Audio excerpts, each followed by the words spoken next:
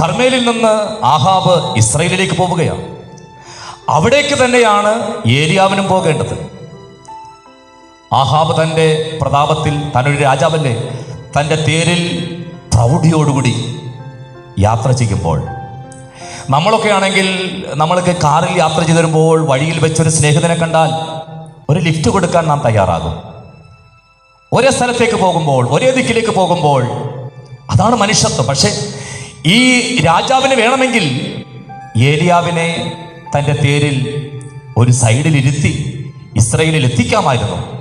പക്ഷെ അദ്ദേഹം അത് ചെയ്തില്ല. ആ വാക്യത്തിൽ നാം ഇങ്ങനെ കണ്ടു, ആഹാബ് രാജാവിൻ്റെ രഥത്തിന് മുമ്പായി ഏലിയാവിനായി ഓടുകയാണ്. തിരുവഴുത്തിൽ ഇങ്ങനെ ഒരു വാക്യമുണ്ടല്ലോ, അവൻ എൻ്റെ കാലുകളെ മാൻപേയുടെ കാലുകൾക്ക് തുല്യമാക്കുന്നു. അതിശീഘ്രം ഓടുകയാണ്. രാജാവ് കൊട്ടാരത്തിലെത്തുന്നതിന് മുമ്പ് തന്നെ, ഇസ്രായേലിൽ എത്തുന്നതിന് മുമ്പ് തന്നെ ഏലിയാവ് അവിടെ ഓടിയെത്തി.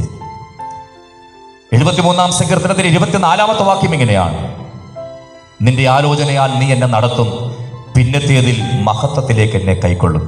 എന്നാൽ ദൈവത്തിന്റെ സമയം വന്നപ്പോൾ, ഉടലോടെ തന്നെ സ്വർഗത്തിലേക്ക് എടുത്തുകൊള്ളുവാൻ ദൈവം ആഗ്രഹിച്ച, ദൈവം നിശ്ചയിച്ച സമയം വന്നപ്പോൾ ഏലിയാവിന് വേണ്ടി ദൈവം അഗ്നിമയമായ രഥങ്ങൾ സ്വർഗത്തിൽ നിന്നും അയച്ചു കൊടുക്കുകയാണ്.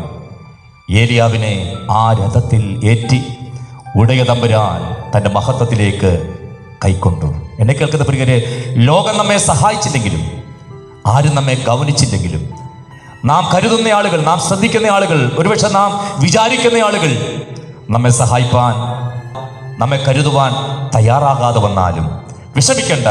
ദൈവത്തിന്റെ സമയത്തിന് വേണ്ടി നിങ്ങൾ കാത്തിരുന്നാൽ തക്ക സമയത്ത് അവൻ നിങ്ങളെ ഉയർത്തും. വിശ്വസ്തനായ ദൈവത്തെ നമുക്ക് മഹത്വപ്പെടുത്താം.